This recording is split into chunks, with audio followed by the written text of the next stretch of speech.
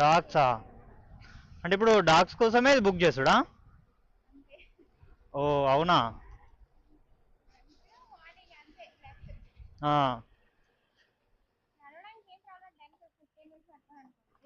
అవును దగ్గరనే కదా, జస్ట్ 800 మీటర్స్ ఉంది.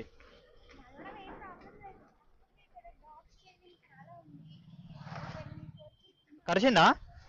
ఓ ఓకే.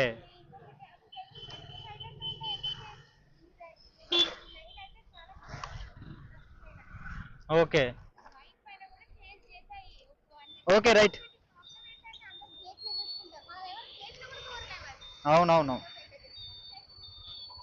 డాగ్స్ భయానికి రైడ్ బుక్ చేసిందంట, ఆల్రెడీ ఒకసారి కరిసిందంట.